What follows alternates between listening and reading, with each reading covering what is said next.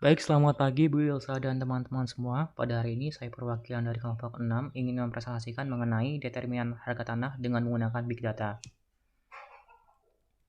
Kelompok kami beranggotakan 5 orang. Yang pertama ada Asra Devandra sebagai anggota, lalu ada saya sendiri, Johannes Gatot sebagai presenter, lalu yang ketiga ada Mas Helen Elsa Putri sebagai penyusun, lalu yang keempat ada Michelle Lucia sebagai anggota, lalu yang kelima ada Yohana Aurelia Ridata sebagai anggota.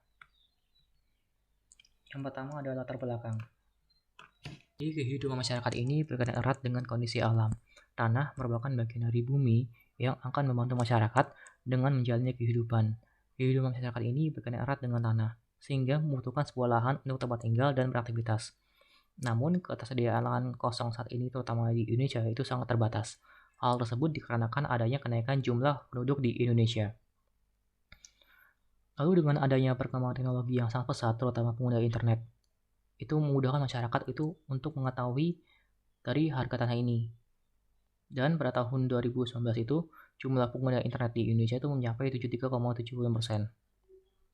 Di Indonesia, menyadari bahwa Big Data dalam penentuan harga tanah ini sangat berpengaruh dan penting, terutama untuk pengambilan keputusan, perumusan kebijakan, serta acuan monitoring dan evaluasi aktivitas.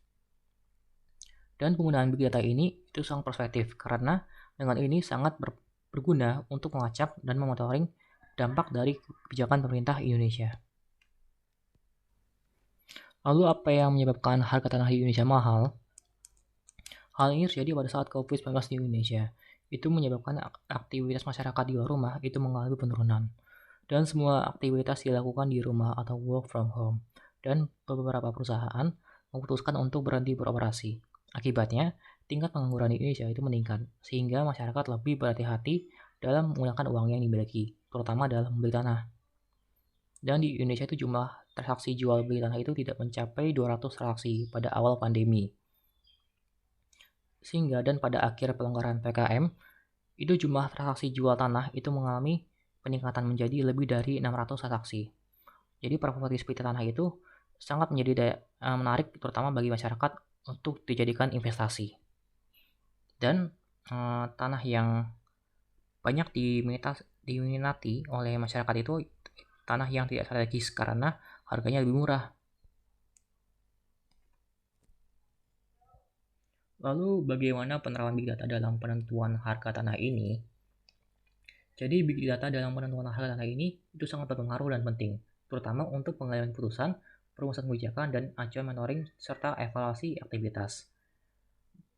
Lalu penggunaan Big Data ini sangat perspektif, karena dengan ini sangat berguna untuk melacak dan memonitoring dampak dari kebijakan pemerintah di Indonesia. Luas tanah yang dimiliki itu sangat berpengaruh terhadap harga tanah. Dan banyak hasil yang membuktikan bahwa luas tanah itu dapat mengaruhi harga sebuah properti, di mana penerapan Big Data ini itu berguna seperti bisa mengetahui faktor yang bisa mengakibatkan suatu harga tanah itu meningkat. Lalu faktor-faktor yang mempengaruhi harga tanah. Jadi faktor yang mempengaruhi harga tanah ini bisa dilihat dari yang pertama adalah statusnya, kena kafling atau tidak kafling, lalu dari posisi tanahnya, itu strategis atau tidak strategis, dan lokasi tanahnya di Pulau Jawa atau di luar Pulau Jawa. Dan hal tersebut bisa menjelaskan proporsi keragaman harga tanah di Indonesia. Dan selain itu juga faktor lain diantaranya yang pertama adalah lokasi strategis yang mudah diakses, lalu yang kedua ada objek di atas tanahnya atau di dalam tanahnya, lalu yang ketiga adalah bebas bencana alam, lalu yang keempat adalah dominasi pengembang dan kenaikan permintaan, lalu yang kelima adalah biaya administratif dan hitungan tak terwujud.